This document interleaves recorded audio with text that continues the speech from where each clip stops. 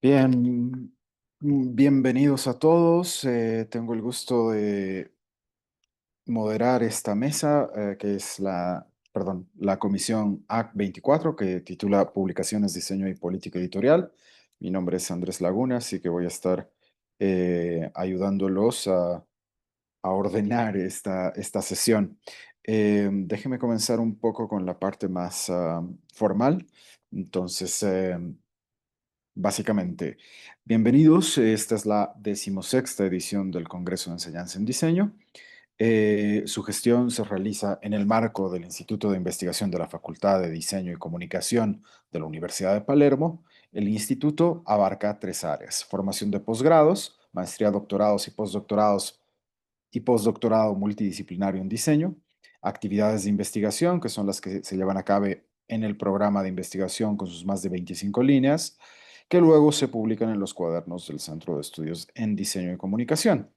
Actividades de difusión y proyección, como este congreso, la red de investigadores en diseño, a la que invitamos a que se sumen, entre otras. En síntesis, desde las muchas actividades del Instituto de Investigación, ofrecemos capacitación de posgrado hasta postdoctorado, publicaciones para difundir sus investigaciones y un espacio para la red de investigadores a la que sumarse y dar a conocer sus trabajos. En este sentido, el Congreso, como espacio de difusión y proyección, tiene como finalidad compartir experiencias, planificar acciones conjuntas, plantear temas relevantes y concretar proyectos académicos e institucionales destinados a enriquecer la formación de los diseñadores del continente e impactar favorablemente en la calidad del ejercicio profesional de todas las eras del diseño y la comunicación. En este marco, damos por inaugurada la Comisión A24, Publicaciones, Diseño y Política Editorial. Bien, quiero comenzar invitando justamente a Andrea de la Cruz Vergara, a Felipe Cortázar y a Gonzalo Mesa, los tres de Argentina, a que compartan con nosotros la ponencia que titula Diseño de portadas e interiores del libro sobre poesía experimental. Muchísimas gracias. Les dejo a ustedes el micrófono y les recuerdo que tenemos más o menos 10 minutos para su exposición. Perfecto, Andrés. Muchas gracias. Soy Felipe Cortázar. Bueno, estoy en compañía de Andrea y de Gonzalo y voy a compartir la presentación.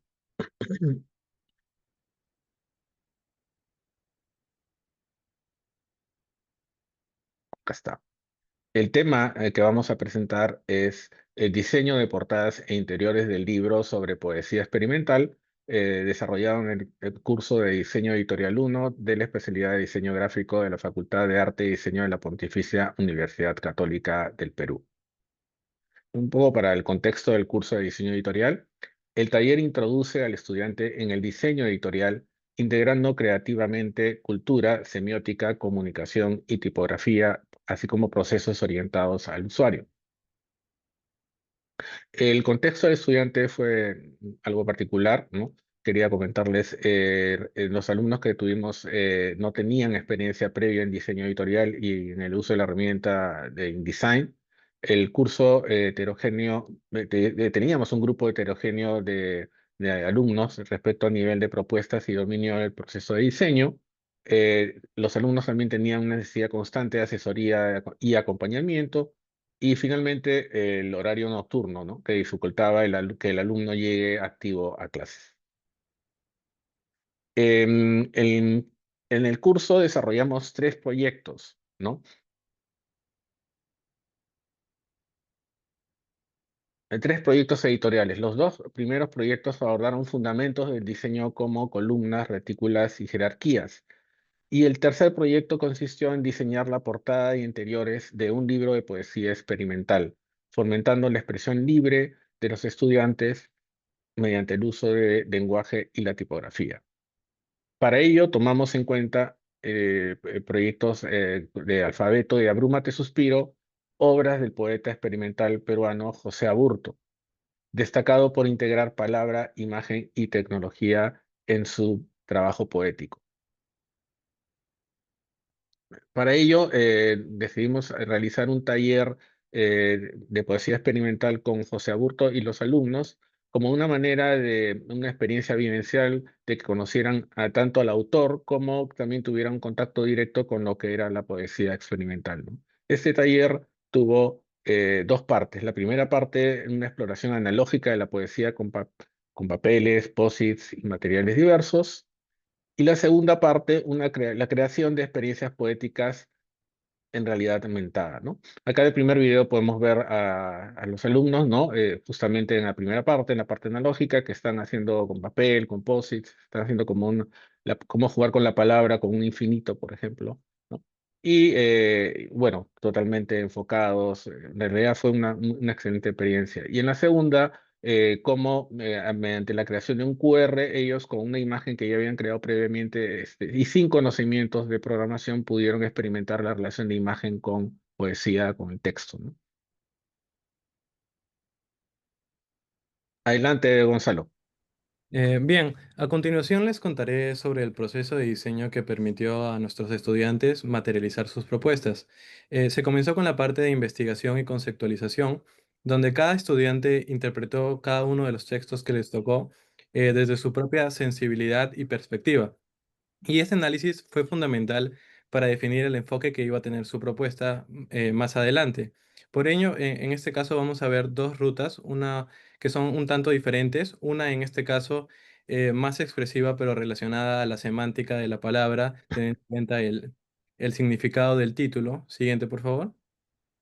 Y esta que es más expresiva pero desde la experimentación tipográfica, es decir, la composición y cómo se jugaba con las letras en el espacio.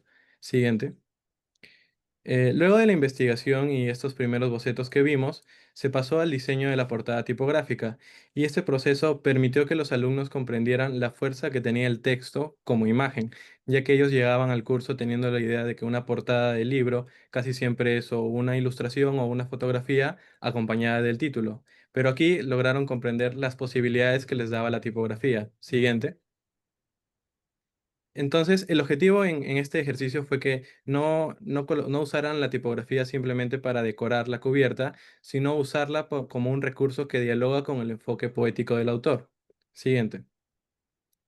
Entonces, tras ello, entramos a la etapa de la diagramación de los interiores, en la que se trabajó sobre todo con la composición, la jerarquía y principalmente el ritmo visual a lo largo de las páginas.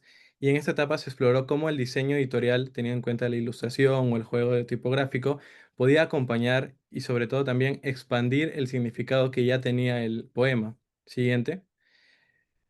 Entonces, esos textos que teniendo en cuenta que era de poesía experimental, casi siempre eran fragmentados o no eran lineales, exigían un tipo de lectura distinta. Por ello, el diseño no podía ser convencional y se buscó que los interiores mantuvieran esa relación coherente con la propuesta estilística de la portada, y pero siempre respetando cómo estaba dispuesto el texto por el autor previamente. Siguiente. Y para culminar con el proceso del diseño, se llevó a cabo la sustentación de los libros impresos, que permitió tener un espacio para reflexionar sobre los logros y los aprendizajes que se habían conseguido a lo largo del curso. Y fue realmente gratificante ver cómo los alumnos estaban satisfechos y orgullosos con lo que habían conseguido y eran conscientes del progreso que habían tenido a lo largo de todo el curso. Siguiente. Y para tener registro de esa experiencia, tomamos en cuenta algunos testimonios que les compartimos. En este, por ejemplo, se resalta la importancia de la retroalimentación constante, lo que les permitió mejorar su propuesta y además fueron conscientes del potencial expresivo y versátil que tiene el diseño editorial. Siguiente. Y en este caso se menciona que aunque el proyecto como tal fue un reto, ya que el proceso de diseño implicó que tuvieran que leer, interiorizar el libro, generar conceptos a partir de palabras clave y también buscar referentes, son conscientes que este proceso les ayudó a generar mayor cantidad de ideas y poco a poco irlas mejorando y puliendo.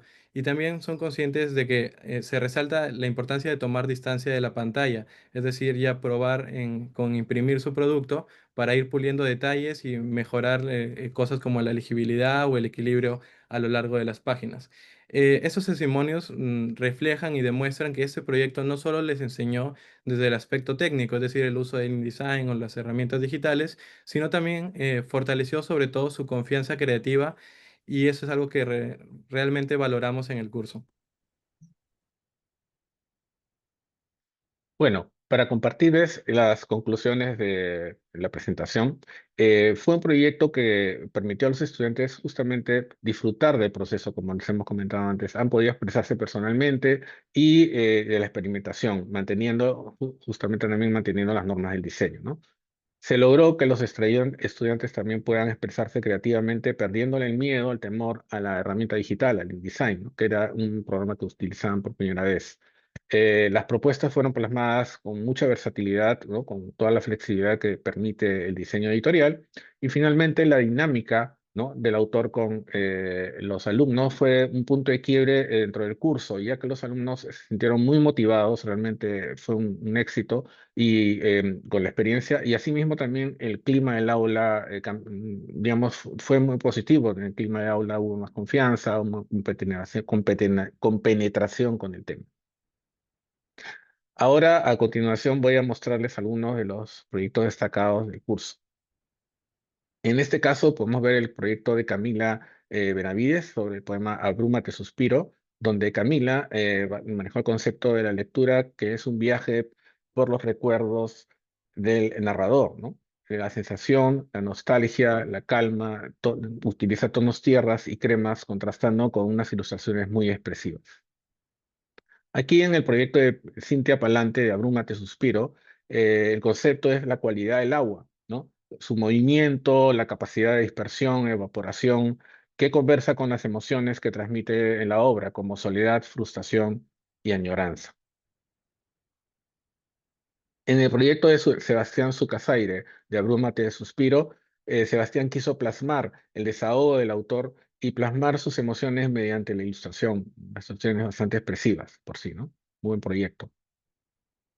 El proyecto de Micaela Micaela Quiñones sobre alfabeto, y Micaela quiso mostrar el lado romántico y dramático, utilizando una paleta bastante limitada de colores, rojos, negros, y sobre todo experimentando con páginas en transparencia, ¿no? Para darle una atmósfera especial a su proyecto, que es muy interesante. Leisa Lizana, en el poema Alfabeto, quiso expresar la experiencia sensorial del poema, letras transformadas en cuerpos vibrantes como una partitura visual, ¿no? Otro proyecto que fue muy interesante. Y finalmente, Claudia Canales, en Alfabeto, quiso expresar la tipografía como cuerpo que rompe reglas y se transforma y se fragmenta. Eso sería todo por nuestra parte. Muchas gracias. Muchísimas gracias a ustedes, Felipe, Gonzalo y Andrea. Ahora vamos a continuar con la siguiente ponencia, por favor. Espero que podamos igual conversar, que nos dé el tiempo para conversar más adelante, después de las exposiciones con el resto. Pero bien, quiero dar paso, por favor, e invitar a Francisco Gallego Escobar y a Sebastián Álvarez Miranda, ambos de Colombia. Ellos tienen una ponencia que titula La ficción como territorio de diálogo en la institución universitaria Pascual Bravo. Sebastián, Francisco, bienvenidos. Tienen ustedes el micrófono. Muchas gracias, muchas gracias. Bueno, voy a empezar yo y luego continuamos con Sebastián.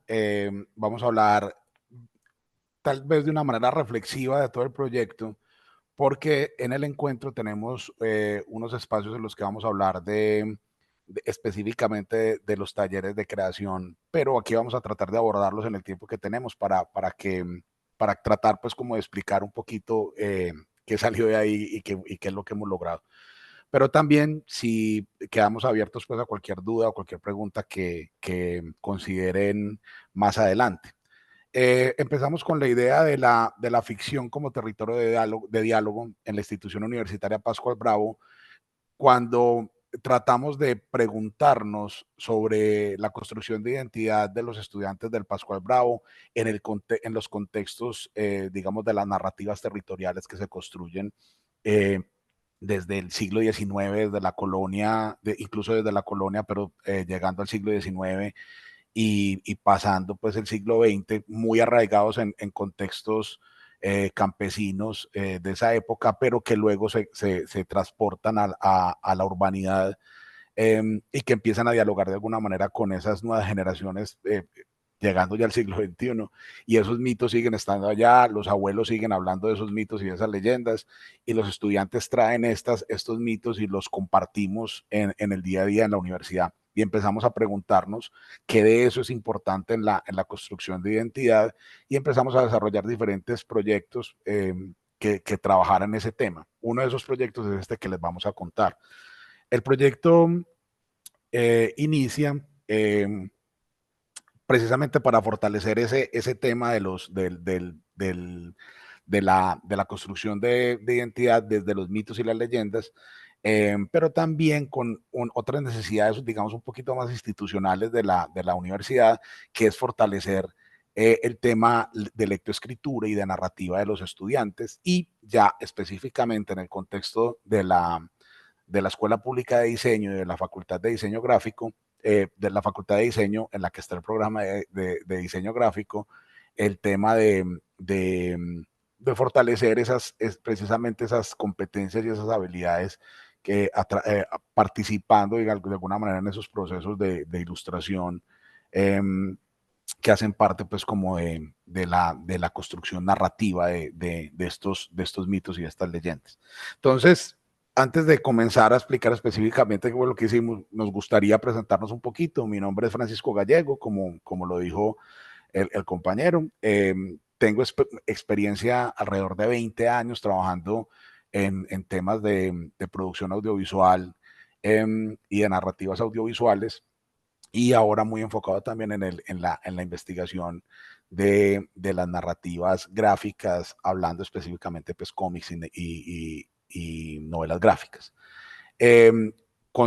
Lidero un semillero de investigación que se llama el Semillero OVNI, que es precisamente el lugar en donde buscamos pues por las preguntas y darle respuestas a esas preguntas sobre las narrativas y cómo llegamos al tema de construir esos diálogos narrativos desde la identidad y desde los territorios. Y digamos, en el semillero hablamos de todo, de cualquier tipo de medio, pero en este proyecto específicamente nos vamos a enfocar en el problema de la narrativa ilustrada. Sebastián, yo creo que es mejor que te presentes tú. Claro que sí, Francisco, muchas gracias. Bueno, buenos días, tardes ya para ustedes. Mi nombre es Sebastián Álvarez, como lo dice Francisco, soy diseñador visual y magíster en ilustración. Tengo más de 10 años en experiencia como ilustrador de contenidos académicos en algunas instituciones educativas de acá, de educación superior, en la ciudad de Medellín. Soy gran fan de todo el mundo de lo geek, de lo oculto, de lo misterioso, de los mitos, de las leyendas y de todas esas narrativas que nos apasionan tanto a Francisco y a mí. Precisamente fue por eso que emprendimos este proyecto. He trabajado como concept artist también para muchas áreas de la industria y soy embajador oficial de marcas relacionadas directamente con la ilustración, como lo son Panini y Wacom. Muchas gracias, Isco. Bueno, entonces, uy, se me fue aquí, qué pena. Los objetivos del proyecto en general eran desarrollar un libro de cuentos ilustrados, ¿cierto? Y uno empieza pues con la idea del cuento, pero a medida que va trabajando uno con ellos, se va dando cuenta que los estudiantes proponen narrativas muy interesantes. Y desde el principio del proyecto teníamos claro que queríamos trabajar de alguna manera, no solamente el libro como excusa para llegar a construir ese diálogo con los mitos del siglo XIX y cómo los estudiantes pueden actualizarlos en su imaginario al siglo XXI. Y a pesar de que salimos de mitos muy, muy reconocidos, como son La Llorona, por ejemplo, o otros muy reconocidos incluso en el campo, como el Silbón, el Sombrerón, la Patasola, la Madre Monte, que son mitos muy, muy importantes en Colombia y que con seguridad trascienden pues algunas fronteras.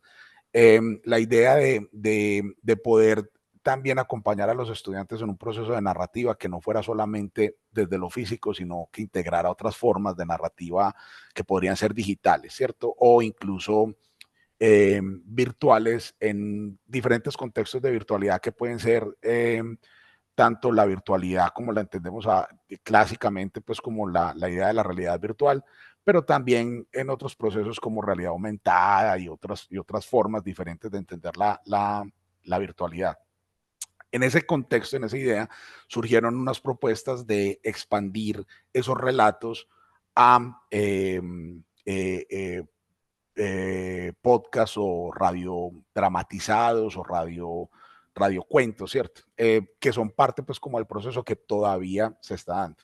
Los proyectos generalmente en la institución universitaria Pascual Bravo empiezan con un proceso de investigación que puede tomar un año o un poco menos, y en ese año tratamos de solucionar el problema de los productos específicos que se prometen en el proyecto de investigación, pero tratamos de avanzar porque la idea pues de los proyectos que hacen parte de los semilleros es tratar de mantener la idea principal, que es enseñar a los estudiantes a investigar y a crear en el contexto de lo profesional, ¿cierto? En lo que están estudiando. Entonces, pues lo primero que teníamos que hacer era recopilar los mitos, luego crear los textos y las ilustraciones y luego compilar esos textos y esas ilustraciones en un libro. Y después puede ser paralelamente o más tarde, pensar cómo podemos generar ese proceso, digamos, de expandir el libro y esas narrativas por fuera del contexto del libro físico. Entonces, digamos, en esa primera parte del proceso no fue complejo el tema de recopilar los mitos y leyendas. Tenemos diferentes autores que lo han hecho de una manera muy, muy interesante, pero también tenemos una memoria viva que sobre todo nos gustó pues pegarnos mucho a esa parte que son los abuelos, las tías, ¿cierto? Los primos del campo que tienen esa memoria pues como más presente. Entonces empezamos de alguna manera por recopilar esas características de esos mitos, tratar de darles pues como unas características generales y presentarle a los estudiantes también con apoyo de ellos esas características generales sin guiarlos mucho ni en las actitudes, ni en las narrativas, ni tampoco en la forma como se ven. Queríamos que ellos exploraran, incluso si nunca habían escuchado del mito, que ellos trataran de imaginárselo y trataran de proyectar lo que estaban imaginando tanto en el texto como en la ilustración. Entonces, empezamos a darnos cuenta de un montón de cosas que aparecen ahí, que son como los estudiantes ahora se preocupan mucho por esas identidades territoriales, cómo también empiezan a darle fuerza a lo digital desde lo simbólico y cómo empiezan a entender esas tensiones que hay entre lo material, lo tradicional y lo digital como parte de su construcción de identidad. Y empezamos a ver cómo ellos van reconectándose con su entorno a partir de lo que están imaginando y lo que se propone en el ejercicio. Para nosotros llegar allá, porque esto lo vimos cuando empezamos pues a desarrollar los talleres, lo primero que se nos ocurrió fue tratar de solucionar cómo vamos a hacer que los muchachos lleguen a esa creación a partir de los mitos y leyendas que muchos de pronto ni siquiera no hubieran escuchado.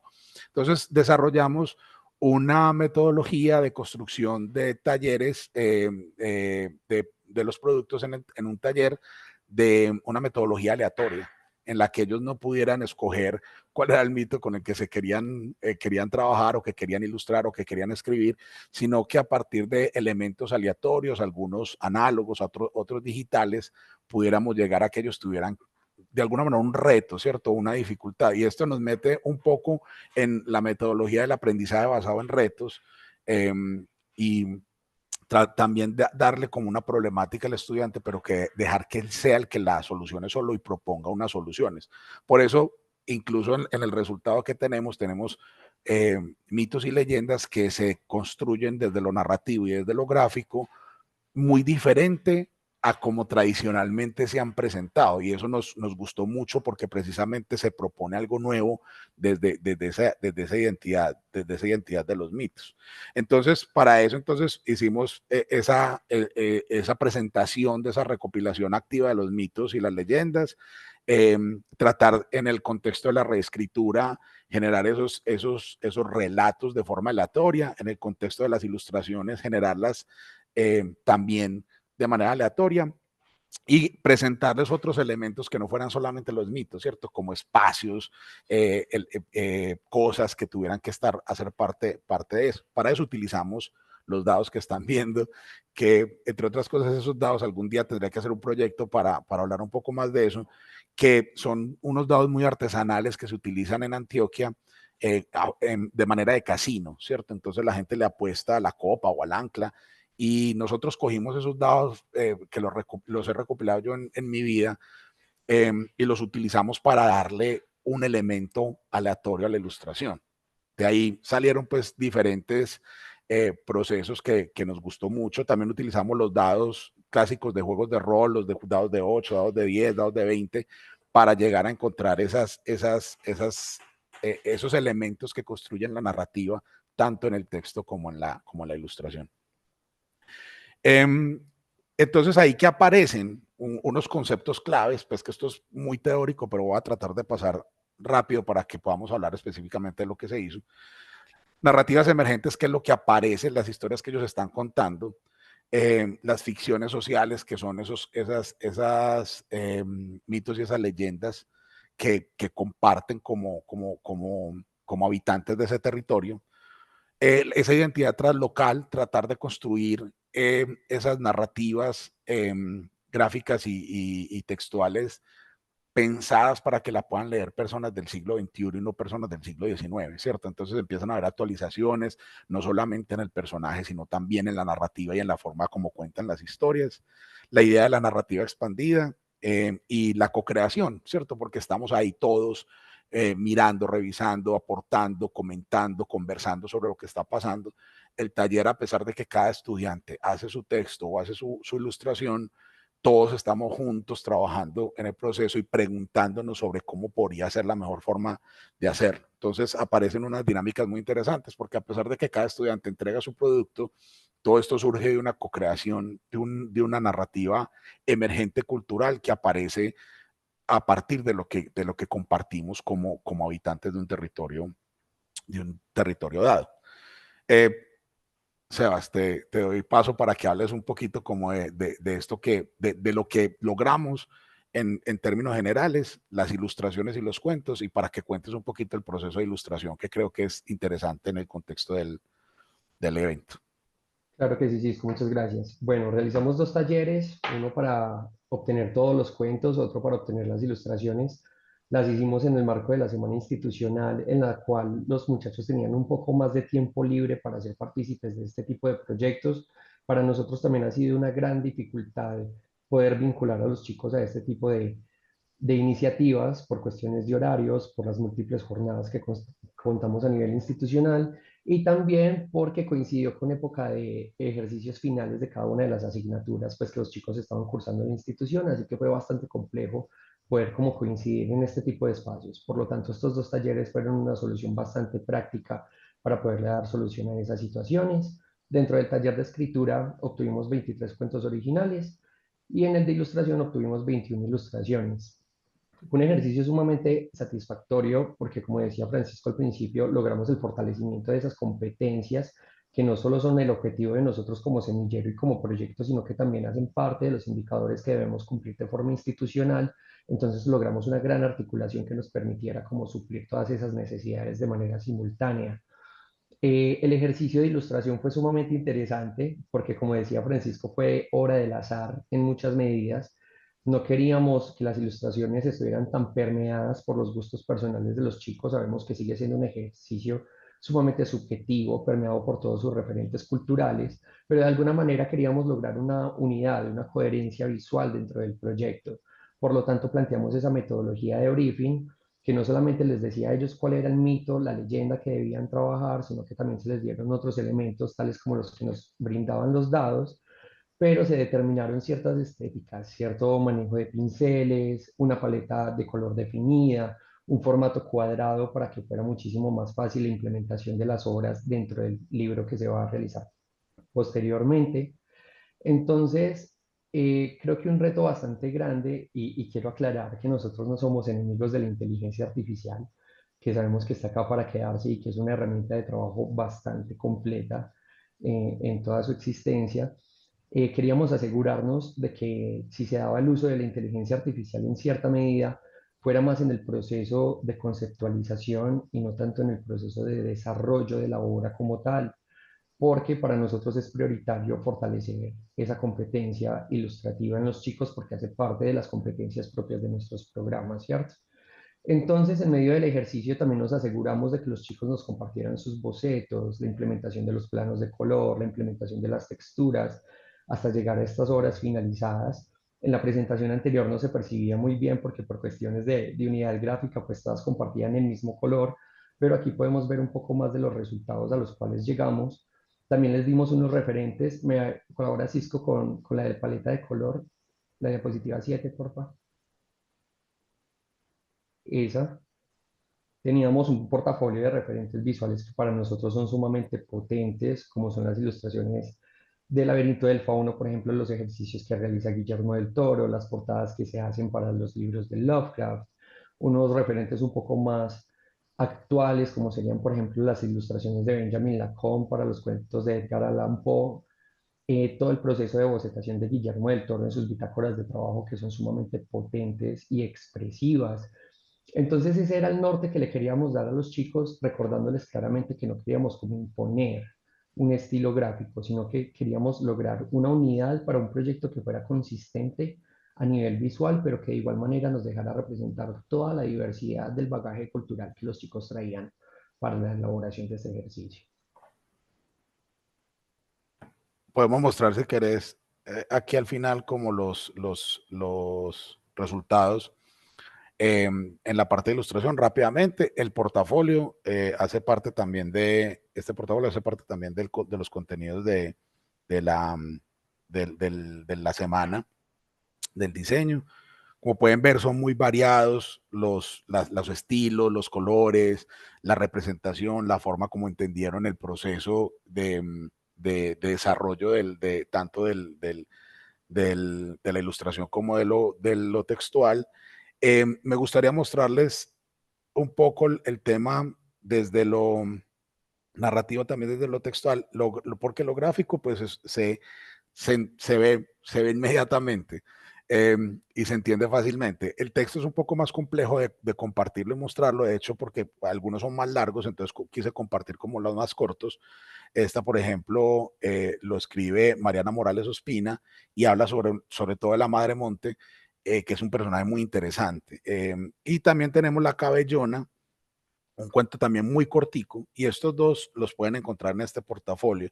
Yo les voy a compartir ahora la presentación para que puedan venir en esta parte, en esta presentación, en donde están los resultados y puedan ver precisamente el ensayo que presentamos al Congreso y estos dos portafolios que los presentamos al encuentro, y para que quienes están aquí con nosotros los puedan consultar, porque a nosotros nos interesan que obviamente que lo vean y que lo disfruten y que también nos comenten, ¿cierto?, sobre el proceso.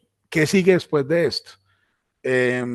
Quedaríamos pendientes de terminar el libro. El libro no se ha terminado, estamos recopilando porque nos fue muy bien, tenemos muchas ilustraciones, tenemos muy buenos cuentos, entonces lo que queremos hacer es recopilar como muy bien y hacer una curaduría muy clara, tomarnos un poquito el tiempo de pensar cuál sería el orden en el que se podrían presentar estos textos y estos textos y estas ilustraciones, porque tenemos, a pesar de que las ilustraciones en general tienen más o menos el mismo formato, hay una cuestión para considerar que son temas de colores y otras cosas, pero también con los cuentos hay unos más largos, hay unos más cortos, porque pues habían estudiantes que se les daba más fácil la escritura y en las 2 horas, 2 horas y media más o menos que duró el taller, pudieron escribir mucho más, mientras que otros se demoraron un poquito más escribiendo.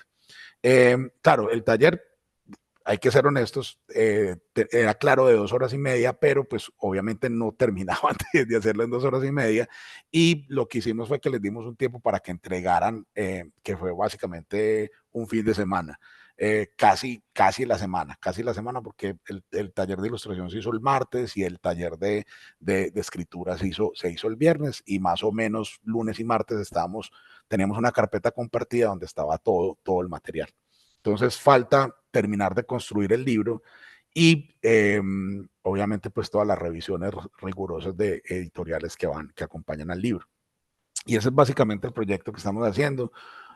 Nos parece supremamente interesante todas estas cuestiones que salieron a partir de precisamente lo que estamos preguntándonos. Nos dimos cuenta que la construcción de identidad en términos artísticos depende también mucho del estilo propio del estudiante. Tenemos cosas muy variadas, nos dimos cuenta rápidamente que era muy difícil tratar de encasillar a los estudiantes en un estilo determinado, porque todos es precisamente cuando estamos hablando de esa construcción de identidad, traen consigo sus gustos, sus necesidades, lo que realmente han visto y cómo desean realmente expresarse. Entonces quisimos dejarlo muy abierto y por eso nos estamos demorando un poquito con la terminada del libro, pero digamos el proceso es el que nos generó esta reflexión que nos parece interesante traerles a ustedes. Muchas gracias. Muchas gracias. Muchas gracias, Francisco y Sebastián. Seguramente vamos a poder conversar más al concluir las exposiciones. Ahora vamos a dar paso a la siguiente exposición, que va a estar a cargo de Martín Valenzuela. Martín tiene una ponencia que titula Diseño de lo intangible, conexiones y expansiones de narrativas culturales en tiempos transmedia. Martín, tienes la palabra. Gracias, Andrés. Ahí voy compartiendo.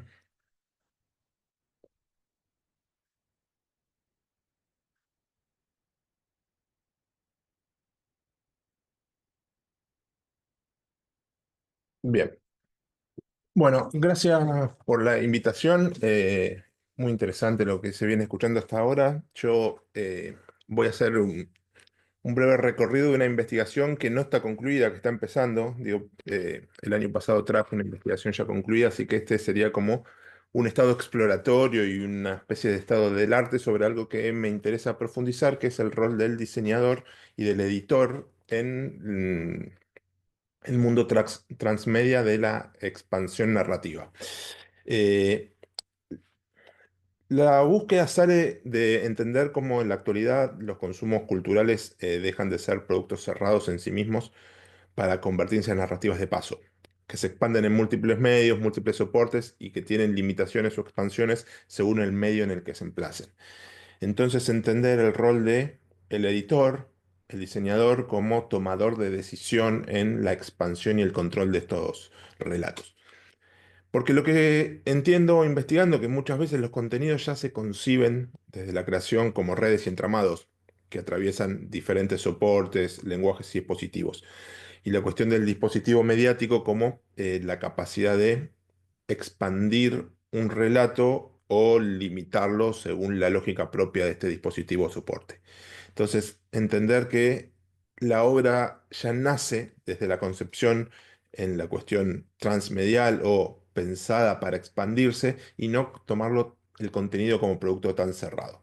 Porque cada medio tiene su lógica y cada espacio habilita o restringe el sentido. Entonces, este es un escenario que me interesa explorar e investigar cómo el soporte y el dispositivo mediático restringe o habilita sentido. Entonces, entender la obra como obra en sí misma, pero separarla del soporte y entender cómo esta obra puede tener flexibilidad o contracciones según en el lugar donde se emplace. Entonces, bajo esta premisa, voy a buscar un concepto ya que tiene varios años, que es el concepto de transmedia, donde la expansión de estas narrativas mediáticas se entiende como una forma de traspasar las fronteras del objeto libro y potenciar una obra literaria. En este lugar, en lo que charlamos hoy, puntualmente lo acoto al objeto libro por cuestiones de tiempo, pero puede ser vinculado a cualquier obra artística en la que pueda estar vinculado un diseñador gráfico o un editor. Hoy puntualmente voy a entender la búsqueda desde cómo se expande desde el libro hacia otros lugares o desde otros lugares hacia el libro. Entonces, dos preguntas que atraviesan la investigación que estoy comenzando. ¿Qué implica transmedia para la creación de los contenidos editoriales y cómo se redefine el rol de los diseñadores y editores en este escenario? Entonces, entender cómo se crea y cómo encontrar un punto de articulador para los diseñadores gráficos y los editores, que me parece que es lo que yo quiero terminar de entender con esta investigación de, en este nuevo mundo, en este nuevo escenario de creación de contenidos, cómo tomar un rol decisorio y cómo encontrar un lugar para aportar valor, donde la formación del editor, teniendo tantas variantes y tantas funcionalidades aplicables, encuentre un lugar de tomador de decisión. Pequeño resumen teórico mínimo para setearnos en qué son las narrativas transmedia desde la teoría de Jenkins, que una narrativa transmedia se desarrolla a través de múltiples plataformas mediáticas y cada nuevo texto aporta una contribución distintiva y valiosa al conjunto. Entonces, a mí lo que me llama la atención y lo que me parece importante para reflexionar es esto de el aporte distintivo de cada soporte, que no sea una mera transposición, que otro concepto de la semiótica que se puede pensar, que es cambiarlo de soporte a soporte y ver cómo se adapta. No, es como cada medio aporta algo distintivo y valioso y entre la suma de los diferentes medios hacen a la obra. Entonces, en el mundo hiperconectado, en el mundo de múltiples medios, entender que la obra no está cerrada, sino que la obra se expande y la suma de los diferentes medios hacen a la obra. Entonces, un poco esa es la búsqueda. Entonces, en el mundo transmedia también entiendo dos lugares, tomando desde la teoría de Carlos Escolari de las expansiones oficiales que se deciden de arriba hacia abajo, es decir, se planean desde el creador o de la editorial o de la empresa o de la agencia o del estudio, lo que sea, expansión de arriba hacia abajo, que podría ser las expansiones canónicas. Y después las expansiones de abajo hacia arriba, que son las expansiones del fandom, o el UGC, el User Generated Content, el contenido generado por el usuario. Entonces, estas dos son dos como fuerzas que tensionan, expandiendo con una cosa más canónica, tomando la decisión desde el plan inicial, o de algo muchísimo menos controlable, que es el fandom tomando decisiones de expansión. Entonces, en estos dos lugares ya hay que ser como un poco más abiertos en la búsqueda de entender que el usuario, el fan, expande y hace la historia. Ya no tenemos tanto control en la cuestión de entender el recorrido entero. Entonces, en estos tipos de expansiones yo voy a traer dos y voy a hacer una cosa muy exploratoria de ejemplos que voy encontrando que me parecen interesantes para ilustrar la potencia del caso y es una especie de estado del arte exploratorio de dónde está la cosa. Entonces, dos tipos de expansiones que me interesa pensar. Las expansiones de el libro hacia otros medios, tomando la obra literaria o la obra del género que sea, pero del libro como objeto que se expande para afuera, o del libro como instancia de paso, de obras que se crearon en otros dispositivos mediáticos. Entonces, expansión de otros medios hacia el libro, o retroalimentación podría ser. Entonces, el libro como centro que expande para afuera, o el libro como punto de llegada de estas configuraciones mediáticas. Un ejemplo canónico, pero me parece interesante, es una obra, Orgullo y Prejuicio, de 1813, que es como el caso más paradigmático en la cantidad de posibilidades que una obra tiene de expansión en sí misma. Yo lo que traigo acá son diferentes categorizaciones de cómo se expande y a su vez ejemplos de esas categorizaciones. No voy a profundizarlos porque, insisto, es una cosa exploratoria, pero me parece sumamente valioso para entender la potencia de esto. Primer escenario de expansión, como sería el más tradicional en un punto, que son las expansiones literarias. Salgo de un libro, expando en otros libros. Pero, por ejemplo, primera adaptación, no es temporal, sino en términos de cercanía, lo ubico. Novela de misterio que combina los personajes con otro crimen. La muerte llega a Pemberley, o Longbourn, la historia desde la perspectiva de los sirvientes de la obra de Orgullo y Prejuicio. O una obra, La otra hermana, centrada en otro personaje. Entonces, como una especie de spin-off, algo que se entiende ya mucho en el universo de las series. O El diario de Bridget Jones, que es inspirada en la lógica de Orgullo y Prejuicio en un entorno moderno. Entonces, acá tengo expansiones literarias, que están cerca, porque están en el mismo soporte mediático. Pero también en el mismo soporte mediático me puedo alejar un poco. Entonces tengo expansiones derivadas. Orgullo y Prejuicio en cómic. Orgullo y Prejuicio de Manga Edition en manga. Eh, Orgullo y Prejuicio en un retelling en clave Amish, donde los personajes están emplazados en un universo Amish que es totalmente diferente al universo original, pero funcionan también como expansores de lo mismo. Orgullo, Prejuicio y Zombies, una novela parodia que también va en el mismo lugar donde eh, expande y cambiamos el sentido de la cuestión. Orgullo y Prejuicio creado desde la inteligencia artificial. Entonces acá tengo expansiones literarias derivadas.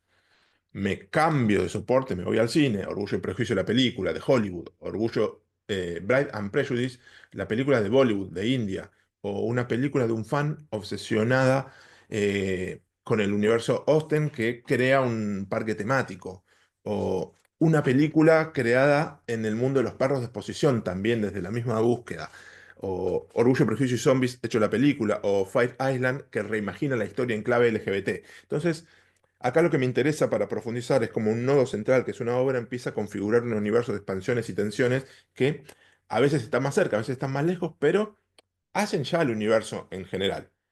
Paso al mundo de las series, la serie de la BBC como la adaptación más canónica de todas, o Los in Austin, donde una mujer moderna entra en este universo, o Los diarios de Lizzie Bennet, que es una webserie ya tomada desde YouTube como mundo blog, o un spin-off de la serie web. Profundizando también me voy a otro dispositivo, tengo el universo teatral inmersivo, un musical, un teatro inmersivo donde tiene participación del público, un festival donde la gente se va vestida, un escape room tematizado. Digo, insisto, esto es exploratorio, pero me gusta para marcar la potencia del caso. Expansiones digitales. Entonces acá tengo un juego de PC, tengo un juego online, tengo un juego para iOS, tengo otro juego dentro de Minecraft. Entonces, acá ya tengo adaptaciones de la adaptación, donde ya el nodo original queda lejos, sí y no, pero en todos estos escenarios hay diferentes personas y diferentes profesionales que pueden entrar.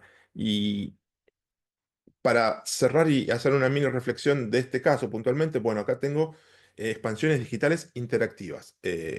Por ejemplo, tengo libros y listas comunitarias hechas desde el fandom, novelas del fanfics, escritas en Wattpad, o trends en TikTok y Bookstagram, que se suben y crean un universo de contenidos alrededor de trends, o chatbots que se generan con inteligencia artificial donde puedes conversar con los personajes.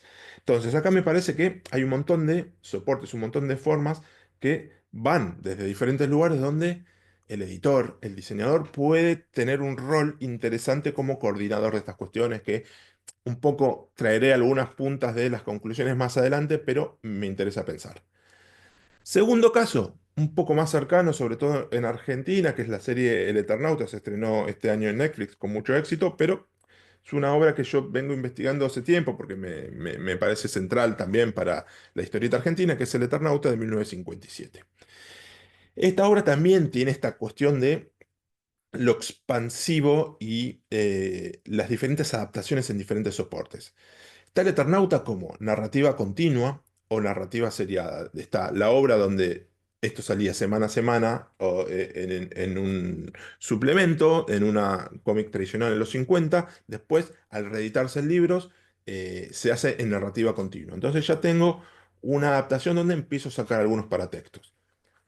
Hay adaptaciones en 1991 redibujadas en clave audiovisual, donde por tiempo no tengo para mostrar los videos, pero esto es interesante ver cómo las adaptaciones en lo audiovisual empiezan a buscar otras cuestiones, donde lo adaptan en radio que prescinde de uno de los elementos centrales, que es el dibujo. Entonces empieza a tomar un valor superlativo la obra escrita. O en teatro empezás a perder un montón de el escenario abierto, que es clave en la obra. Pero entiendo que esto también es interesante para las limitaciones del medio, cómo hacen funcionar o no la obra.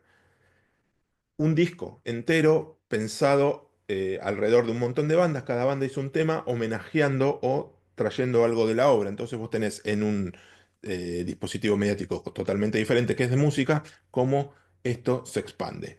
O murales en la zona sur de Gran Buenos Aires, donde a través de un montón de lugares tenés dibujos tomados de la obra.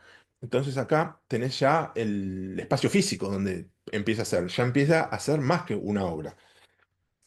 Escultura en una plaza en Buenos Aires, por ejemplo. o una expansión desde el fan.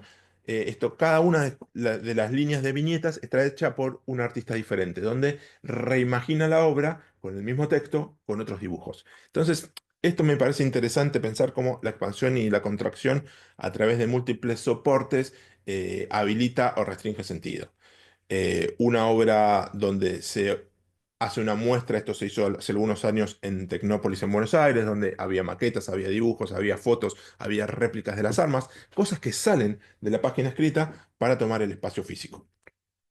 Última adaptación que tiene esta obra, eh, que es la adaptación en Netflix del Eternauta, pero acá me parece interesante que en Buenos Aires aparecieron un montón de carteles para promocionar la obra en Netflix, donde fueron a su vez intervenidos por grupos vinculados a la búsqueda de desaparecidos. Toda la familia y Osterheld, el autor, fue desaparecido por la dictadura militar en Argentina, donde, entonces, tomando la potencia de la adaptación de la obra, empezamos a hacer un reclamo en clave política, donde se empiezan a cruzar el mundo real y el mundo de la fantasía, pero es una expansión en sí misma, donde la obra es muy política, el autor es muy político, y toma la realidad con la ficción, se juntan y utilizan la potencia de ambos. Última adaptación, que fue la serie adaptada en Netflix, que tiene todas las posibilidades de una multiplataforma, pero también las limitaciones del cambio de soporte. Eh, por otro lado, la otra búsqueda que me interesa pensar es la expansión de otros libros, de otros medios hacia el libro. Entonces, las historias son originadas en otros soportes distintos al libro, donde se expanden hacia él. Y esto puede ser de múltiples variables: teatro, videojuegos, radio, televisión, prensa, espacio físico. O sea, son los mismos que veía antes, que salían del libro hacia afuera, ahora de afuera hacia adentro, también funcionan de la misma manera. Por ejemplo, la película Alien nace como película, entonces acá la expansión es del cine al libro. Nace como película en el 79, se noveliza, se hace libro que expande el universo, se hace libro en cómic, se hace en videojuegos. Entonces la estrategia expone en cada adaptación historias paralelas, orígenes no contados, nuevos personajes. De la serie al libro, Stranger Things, por ejemplo. Entonces sale de la serie en Netflix, pero pasa a un libro donde te habla de la precuela de un personaje, te habla de un libro que es la historia de otro personaje, o un libro centrado en antes de la historia, libros de arte expandiendo el universo y contándote cómo se hicieron, cómics, videojuegos y demás. Entonces, cada formato acá profundiza la historia. Entonces, las novelas exploran el trasfondo de los personajes, sin repetir lo que se ve en la serie. Entonces, acá el mundo expansivo hacia el libro lo que te permite es ampliar el universo. Del teatro al libro, por ejemplo, el teatro musical Hamilton sale de una obra musical y se adapta hacia el libro. El libro va hacia un álbum musical, documental, contenido educativo y más. Entonces, ya no es un musical, sino es un ecosistema. Y este es uno de los conceptos que trabajo del ecosistema y cómo unir los diferentes soportes. Del videojuego al libro. Assassin's Creed sale de un videojuego, pasa a una película y de ahí pasa a diferentes versiones del libro que exploran la historia de los personajes secundarios e historias paralelas, que no replican, sino que expanden. Va webisodes, documentales, experiencias inmersivas y más. The Magnus Archives arranca desde el podcast al libro. Como ven, cada uno de estos casos es un ejemplo de diferentes soportes, de teatro al libro, de película al libro, de serie al libro. Este es de un podcast al libro, que aparece de un podcast y se noveliza en temporadas y después empiezan a hacer libros, contando cuestiones que van saliendo de pistas ocultas a través del podcast. De Internet al libro, esto sale de una wiki colaborativa. Esto es de SCP Foundation. eh, es una historia de ciencia ficción formado en un wiki de licencia abierta donde se crea desde el fandom y luego se organiza en un libro de una cosa un poco más canónica. Entonces sale del fandom la cuestión colaborativa y va hacia lo canónico. Una serie de TV al libro, esto en 2007 Argentina, sale de una serie de TV que se llamaba Casi Ángeles, pasa a la música, genera un grupo de música, pasa al teatro, pasa al libro donde cuentan historias secretas de los personajes, va a foros oficiales, va a foros comunitarios, va a merchandising, va a videojuegos. Entonces, la estrategia transmedia toma la serie como eje y cierra arcos a través de los diferentes soportes.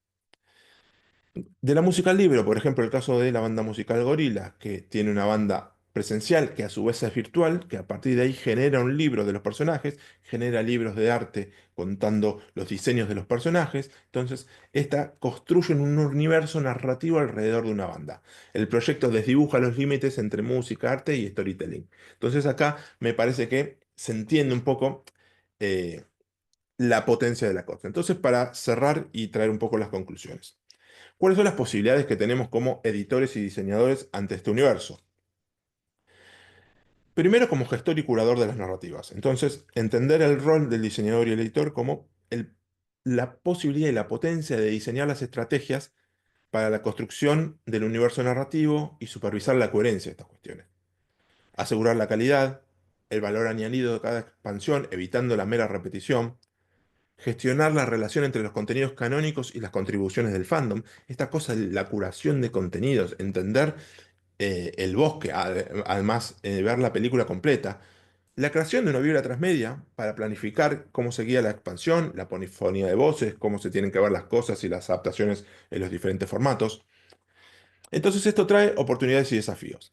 Oportunidades, expandir la obra, de lo que hace que podamos llegar a nuevas audiencias que no contemplábamos de la obra original, que se amplíe el alcance, gente que consume en un soporte y no consume en otro, que se fidelice a los lectores, porque le das expansión de un universo en el cual son fan y aman, le das otras formas de interpretarlo, generación de nuevas fuentes de ingreso para una misma obra, esto es importante para entender en el nuevo mundo, y nuevas formas de innovación narrativa, que esto desde lo simbólico también puede ser muy potente.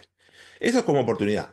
Y como desafío, hay que adaptar los modelos de negocios tradicionales y entender otras cosas y forzar un poco la investigación, porque acá tenemos que entender cómo la propiedad intelectual se pone en juego, cómo es el derecho en las narrativas participativas, cómo medir el éxito de los proyectos transmedias con nuevas métricas, entender cómo se miden algunas cosas que pasan en Internet ya no es lo mismo que entender cuántos descargas tiene una cosa o cuántos libros se venden.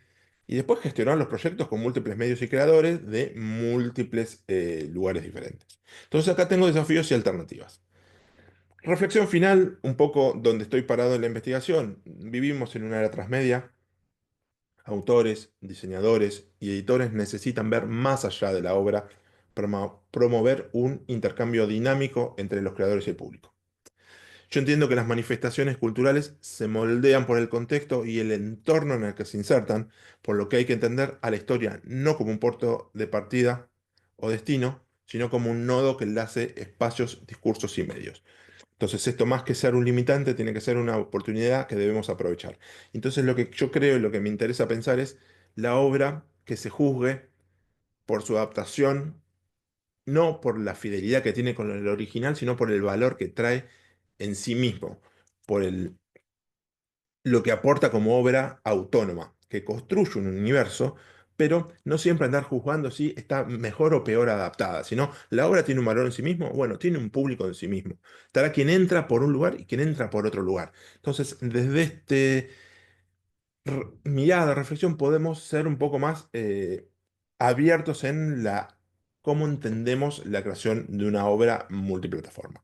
Así que un poco esto era mi propuesta. Muchas gracias por la atención. Muchas gracias, Martín. Creo que justamente su ponencia va a ser la última de esta jornada, de esta comisión. Entonces quisiera invitar, por favor, a los expositores, eh, por un lado, para poderles hacer unas cuantas preguntas y abrir un poco el diálogo. Y por otro lado, invitar también al público presente a que pueda realizar preguntas también, ya sea las pueda hacer por el chat o evidentemente también, sí, les voy a pedir que las hagan por el chat, por favor. Pero bien, muchísimas gracias por las tres muy interesantes exposiciones.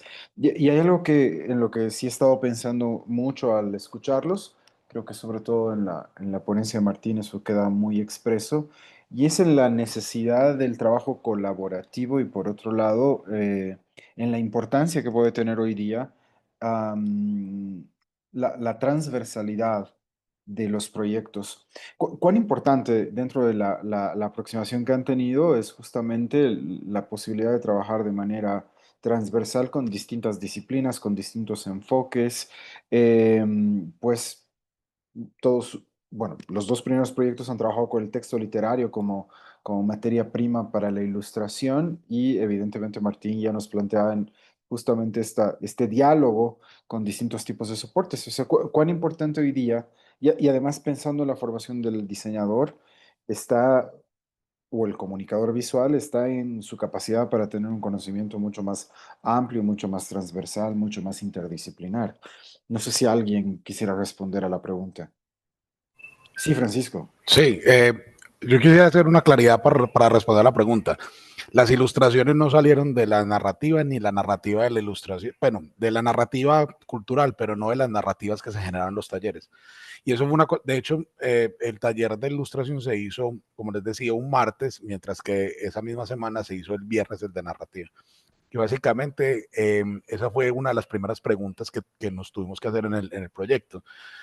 ¿Hay que tener los textos listos para hacer la ilustración o vamos a crear los textos a partir de las ilustraciones que hagan los estudiantes? Porque cualquiera de los dos es una solución, pero de alguna manera nos limitaban en el tema de cómo expresaban los estudiantes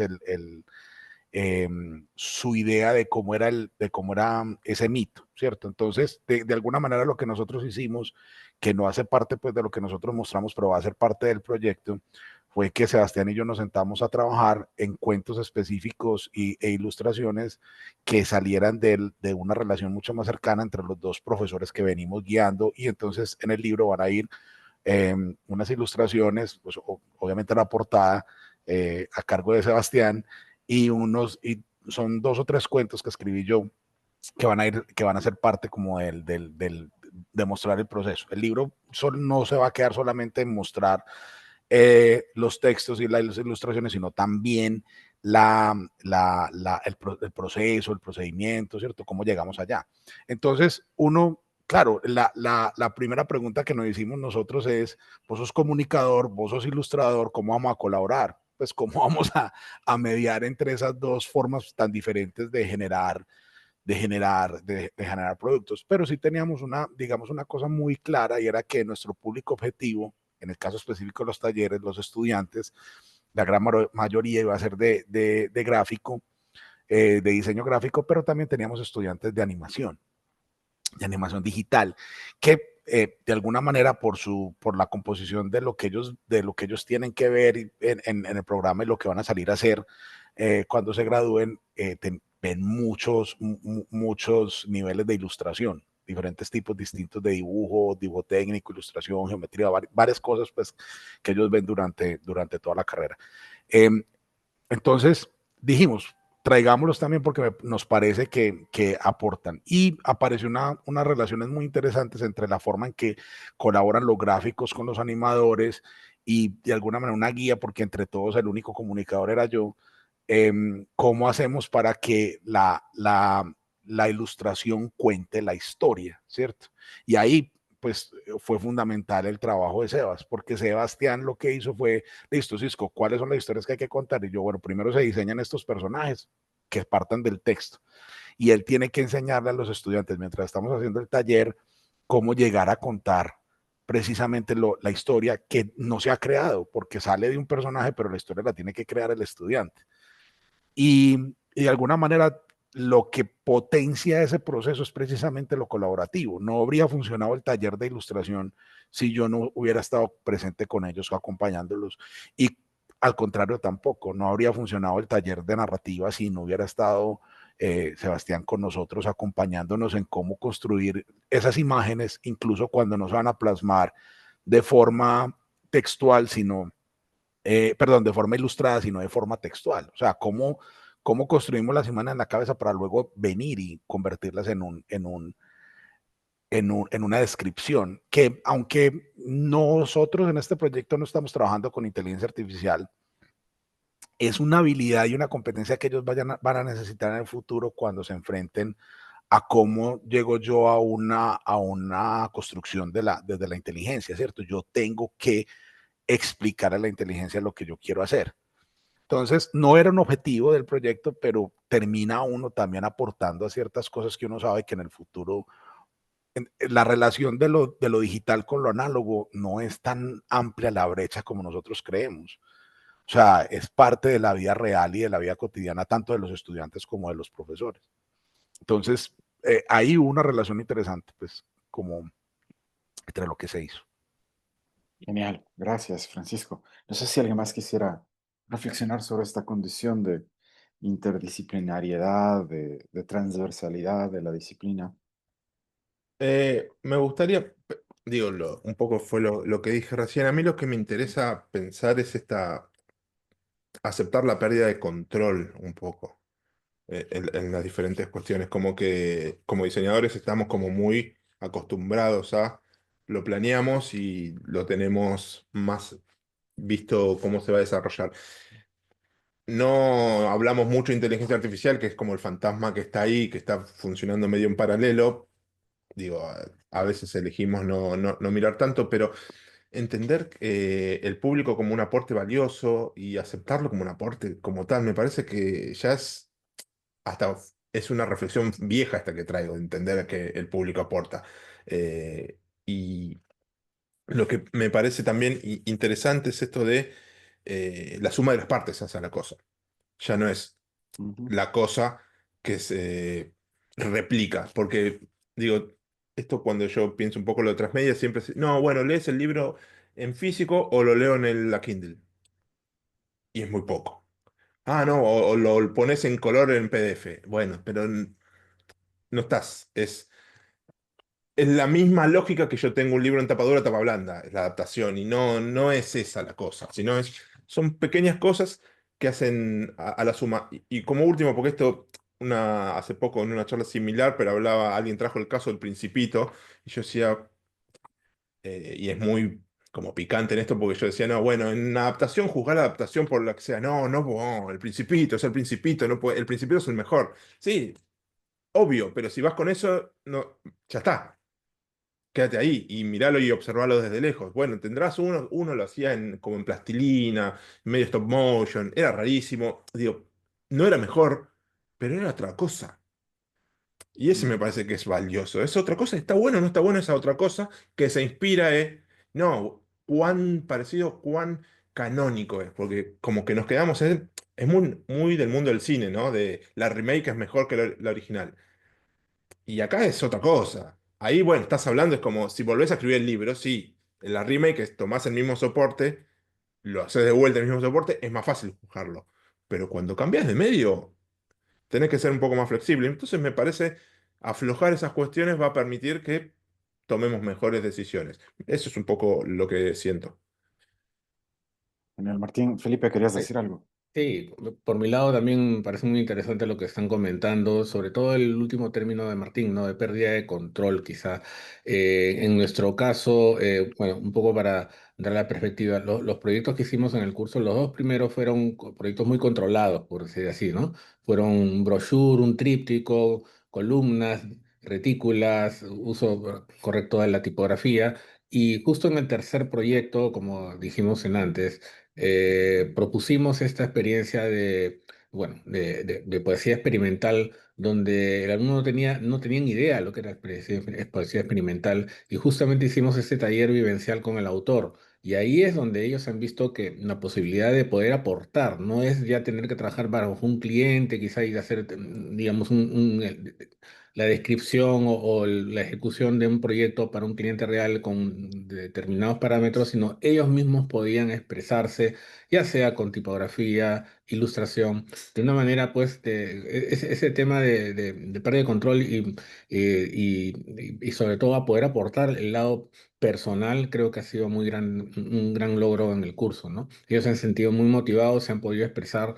Y ahí ha sido, pues, ¿no? En la interacción con el autor, poder tener esta experiencia, si bien no hemos hecho proyectos tecnológicos, han podido ver la realidad aumentada, cómo se puede integrar con la tipografía, con la literatura. Entonces de ahí les han nacido ideas, que es lo que hemos presentado ahora y que ha sido muy valioso, ¿no? Genial. Al escucharlos, igual volvemos a una reflexión quizás un poco vieja, como decía Martín, sobre casi la muerte del autor, este proceso de que la obra es dinámica y la obra tiene vida propia y el autor ya no tiene mucho control sobre ella, quizás esta idea del autor tan moderna que tiene control sobre su obra y propiedad privada sobre su obra se va diluyendo un poco, justamente con esta idea de colaboraciones, de, bueno, y evidentemente de dinamismo. No sé qué piensan sobre eso. O sea, hoy día nos corresponde comenzar a pensar al autor de una manera distinta, de una manera colaborativa. ¿Quién es dueño de la obra? ¿El ilustrador? ¿El autor del texto? ¿El espacio cultural del que sale la historia? ¿O en realidad estamos frente a justamente la deconstrucción de esa idea de autoría que teníamos en el siglo XX o en el siglo XIX? No sé qué piensan. Como la pregunta bueno, es un poco llegándolo ya al territorio del arte, ¿no? Ujú. O sea, ¿quién hace la obra de arte? ¿El que la hace o el que la mira, ¿no?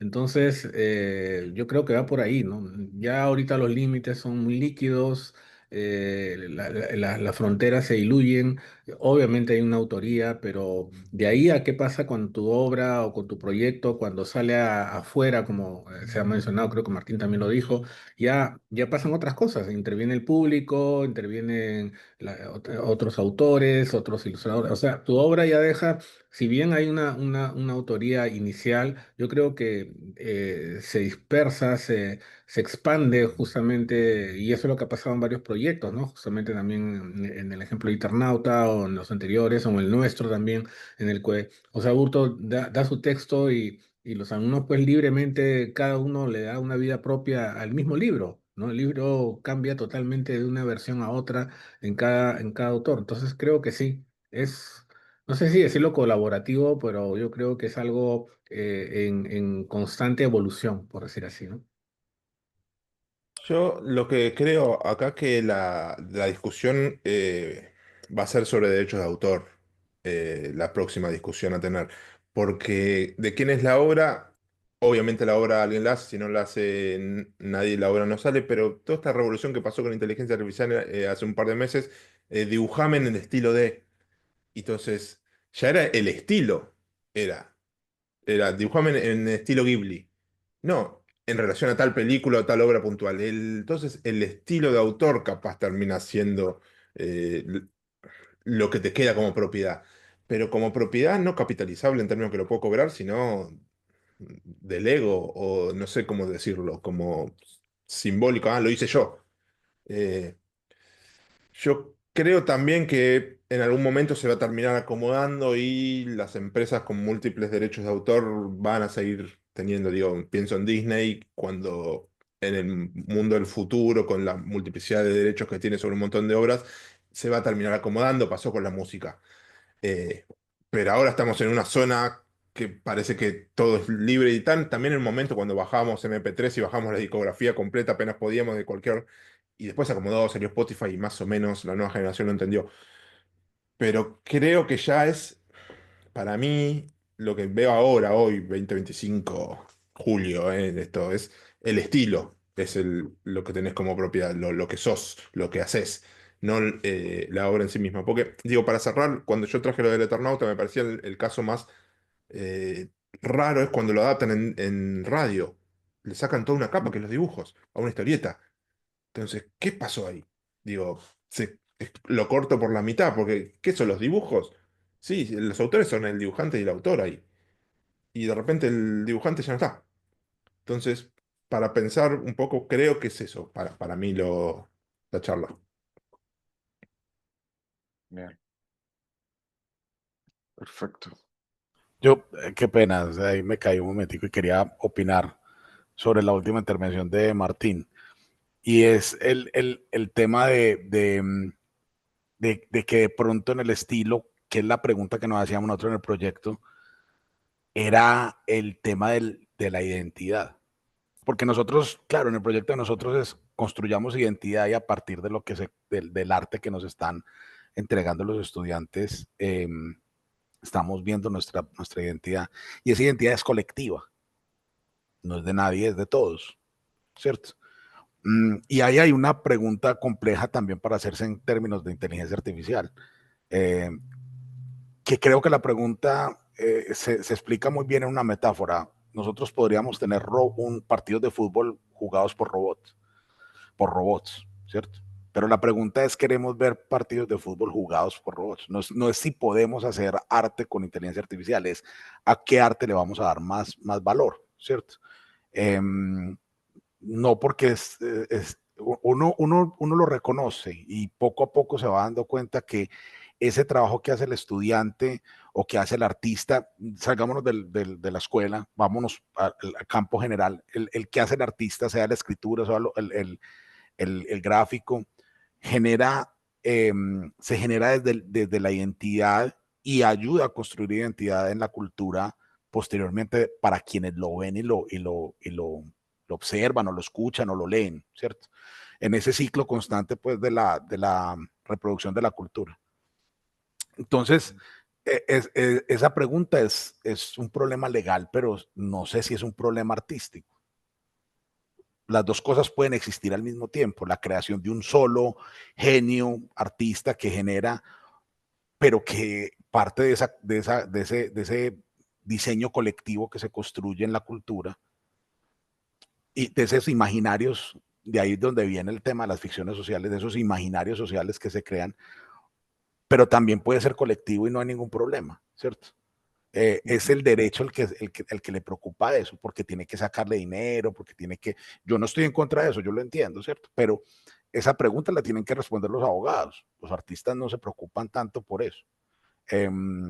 Hasta que no les llega la plata a ellos, ¿cierto? Ahí sí se preocupan. No todos, pues algunos. Pero en términos generales, ese tema incluso de la adaptación de lo que dice Martín, claro, Calimán, por ejemplo, aparece primero en radionovela y luego se convierte en cómic. Ese salto es una cosa muy interesante y en lo contrario también.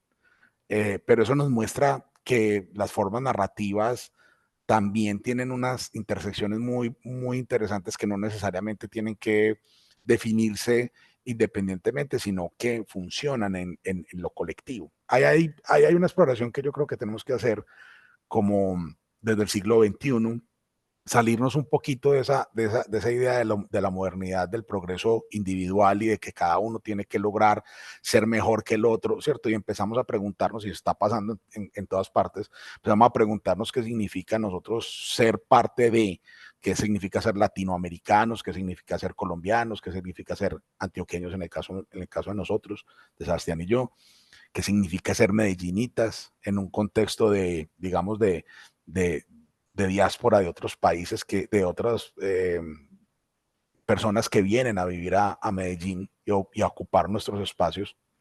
Y nosotros empezamos a preguntarnos, entonces, ¿quiénes somos nosotros? ¿Quiénes son ellos? Y si ellos también son parte de nosotros.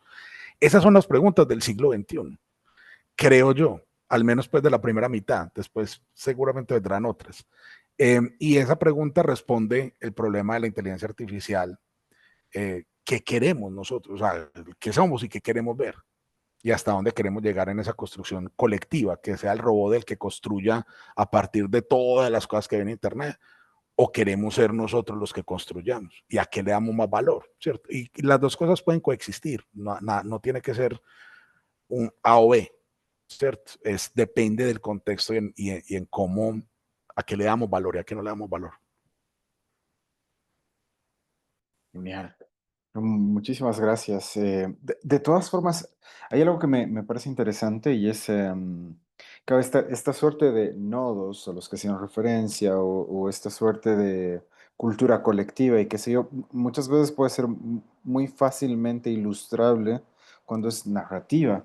Me llama mucho la atención cómo han trabajado con algo que no es narrativo, como la poesía experimental, que más bien apela a metáforas y otro tipo de referencias que no son narración. Quizás ahí, Felipe, no sé si nos puedes contar un poco cómo ha sido el proceso para que los estudiantes puedan eh, ilustrar algo que no es una historia necesariamente, ¿no? Perdón, estaba con el micro apagado. Bueno, fue un acercamiento, primero, como les dije, conocer al autor. Creo que él les contó, el que entiendan primero lo que era la poesía experimental ha sido básico, ¿no? De que no es lineal, que es, juega, tiene mucho que ver con la materialidad. Y lo otro es que les hemos hecho leer el texto varias veces, ¿no? Ellos han tenido la misión de leer el texto con detenimiento y les dimos la directiva de que justamente no era retratar literalmente lo que veían, ¿no? Podían hacerlo, ya sea, habían dos normas, ¿no? Podíamos utilizar la norma de, la directiva de utilizar la carátula tipográfica, pero en el interior podrían utilizar ese mismo discurso tipográfico en el interior o podían combinarlo con ilustraciones, pero siempre que hubiera una unidad, ¿no? Entonces, esa libertad a ellos les encantó porque en realidad, pues estaban acostumbrados a hacer trabajos quizá más limitados, como dije antes, pero la directiva ha sido leer el libro, la obra que ellos escogieron, ya sea el abecedario o Bermúdez de Suspiro, y expresar lo que sentían. Eso ha sido, expresamente, no ha habido otra directiva. Entonces, el alumno ha sido libre de expresarlo ya sea tipográficamente o con ilustración o cualquier otro, digamos, dentro de esos dos, digamos, lamentablemente, como les digo, no hubo la oportunidad, hubiera sido genial poder intervenir con realidad aumentada, pero dada el perfil del alumno, no nos alcanzó el tiempo, pero sí experimentaron en el taller con realidad aumentada sin saber programar, pero ha sido eso, la posibilidad de generar un discurso abierto, cada uno podía totalmente, han visto las obras, ¿no? Por ejemplo, el alfabeto de un alumno era totalmente diferente al alfabeto de otra alumna, o la Bruma, tu suspiro. Cada uno ha dado su versión personal. Tenías muchos libros con el mismo texto, porque daba la característica de la poesía experimental es eso, ¿no? Experimentar, probar, y ellos expresaron totalmente cosas diferentes, ¿no? A algunos personalmente les llegó les tocó alguna fibra y eso lo expresaron en el libro. Y eso es lo interesante, ¿no? Fue un proyecto muy diferente a los demás, quizá el trabajo más personal que hayamos visto en diseño ahorita, ¿no? Magnífico. Genial, gracias, Felipe. Eh, Francisco, yo quería hacerte, justamente ahora que hemos estado hablando mucho del estilo, ustedes han apelado a estos relatos populares y de la cultura general.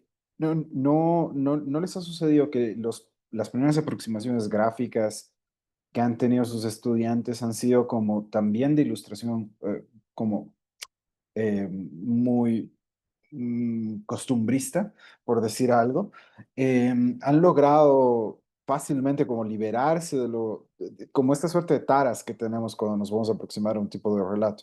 Cuando te cuentan un relato de costumbres, tú siempre piensas un poco en este tipo de ilustración clásica del libro de costumbres.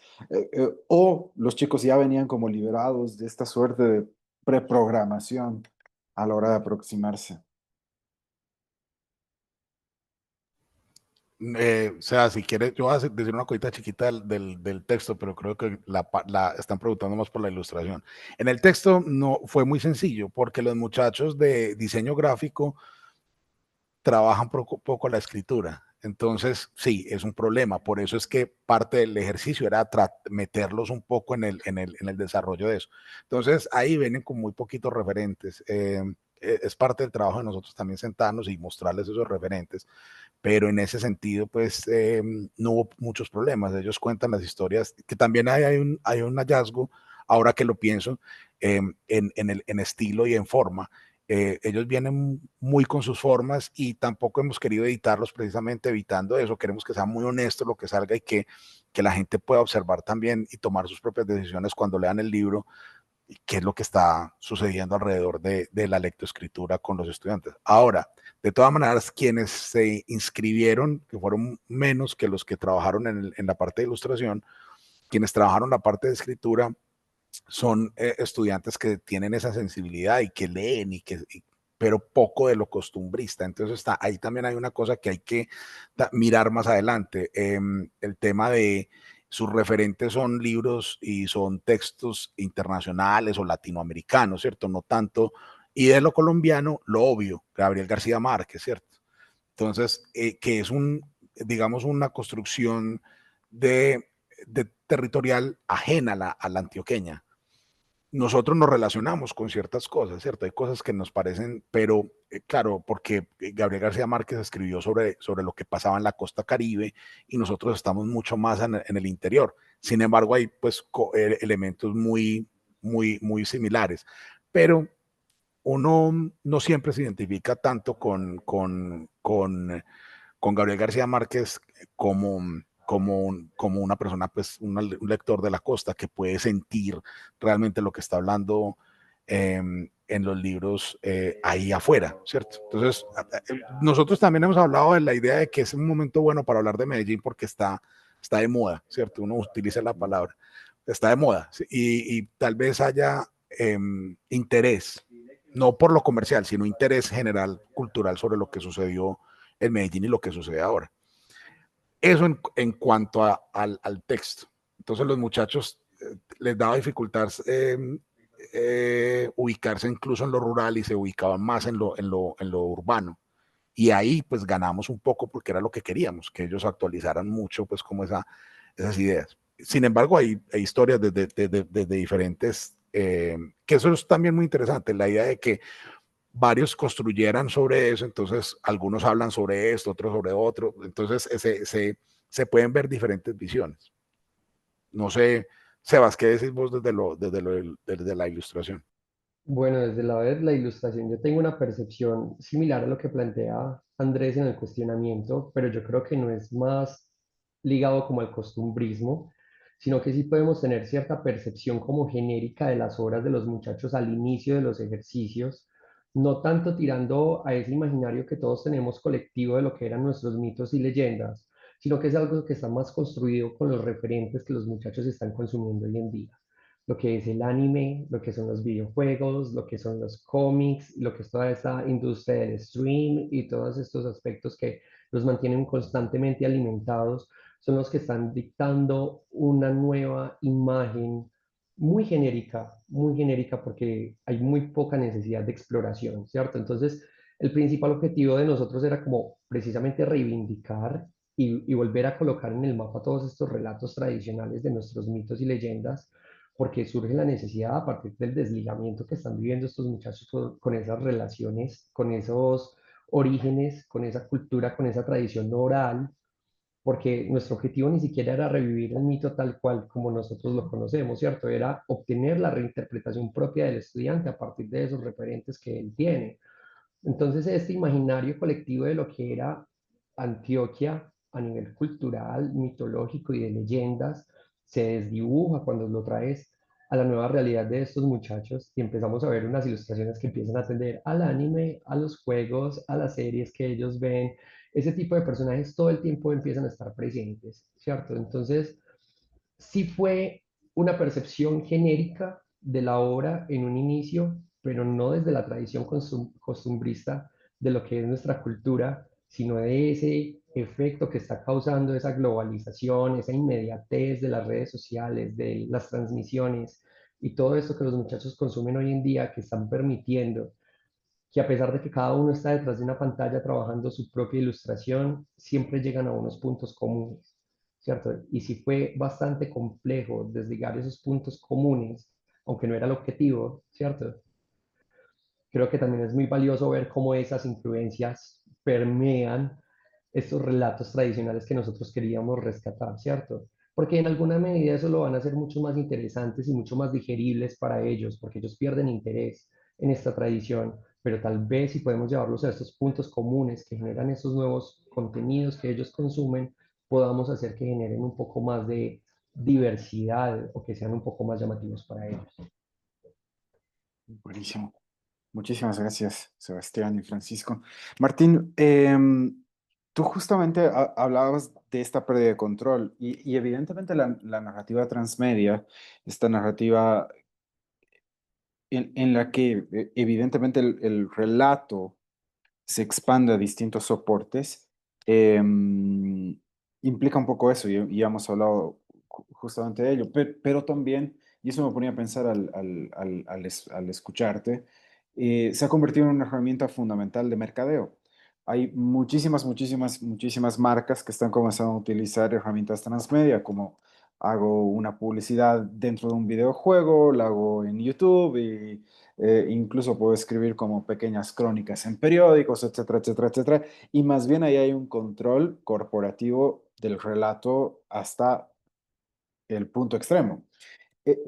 ¿Cómo ves esta suerte de paradoja, esta posibilidad de que la obra esté tan viva y que se la pueda apropiar cualquiera en cualquier parte del mundo? Cuando yo digo, este relato me interpela, es mío y yo quiero participar de él, y al mismo tiempo cuando el relato se convierte en algo absolutamente controlado y casi orwelliano, en el que estás permeando cada una de las formas narrativas para querer vender algo, digamos, ¿no? ¿Qué piensas de esta suerte de paradoja del mundo contemporáneo hipermediatizado?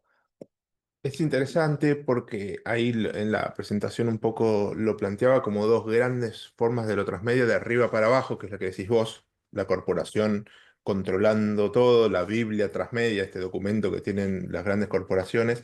Es muy común en las nuevas sagas de videojuegos de superhéroes, que está controlado todo, o bueno, lo que dije antes, Disney, que tiene todo el universo al mismo tiempo. eh, y la otra que viene de abajo, que empuja de abajo hacia arriba, como medio de movilidad social del contenido generado por el usuario. Eh, yo creo que cuando viene de arriba hacia abajo, es medio que ya el paquete está cerrado y la obra ya está contemplada en la suma de las partes. Lo que lo hace un poco más punk es cuando son los usuarios sumando, ¿no? Una historia paralela. A mí, por ejemplo, algo que me llama la atención, no me gusta, pero me llama la atención es el concepto de fanfiction, que son una ficción que te genera el usuario de un personaje. No me gusta consumirlo porque me hace algo de ruido. O esas, es muy común en esas series que cerraron y quizás los fans se quedaron medio mal con el final y la siguen. Está bien, es un fan, pero digo, no, a mí, quizás por no soy tan joven en esto, entonces me hace un poco de ruido. Yo quiero que el autor la continúe, no te voy a. Pero el nuevo mundo funciona de otra manera. Wattpad, que es la gran plataforma de los relatos fanfiction, los retellings, se estructura alrededor de eso y me parece recontra valioso. Eh, También creo que es una pelea de segmentos, esto también porque hay un público que lo pone nervioso la transmedia, que no estoy viendo la cosa entera, me falta esta cosa, me estoy quedando afuera de algo. Esto es lo que le dicen los más jóvenes el FOMO, ¿viste? Entonces, qué me falta? Y quizás es, vos consumiste lo que pudiste consumir. Yo soy docente y una de las cosas que nos pasó en la pandemia, abrimos muchos canales de comunicación, redes sociales, foros, canal de WhatsApp, videos, y en la encuesta de fin de año, una de las principales críticas fue, no sabía cuándo había visto todo. Y lo que era que te llegue por donde te llegue, que está bien, te estoy diciendo lo mismo. En una es un carrusel de Instagram, en otro es un video, en otro es un audio de WhatsApp. Te estoy diciendo lo mismo, pero la gente tenía esta cosa de, no, no, si no lo vi entero, ¿qué me falta? ¿Qué me falta? ¿Qué me falta? Entonces creo que, como todo y en el mundo moderno, es una pelea de segmentos, nichos y gente y formas diferentes. Lo que creo que para mí es valioso es que ya no hay una única forma, que es la que viene de arriba para abajo. Esa está. Y la empresa que lo lanza tiene el plan de marketing, tiene todo, lo va a hacer y lo va a seguir haciendo. Pero medio te entran por todos lados y me parece que está bueno soltar. Lo que sí, me parece que lo que yo busco, todavía no lo resolví en la investigación, es entender cómo nos podemos meter como editores o diseñadores a controlar, a aportar valor.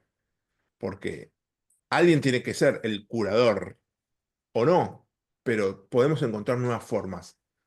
Bueno, quizás diseño como director de arte global, diseño los puntos abiertos y después que lo adapte la gente siguiendo esas cosas.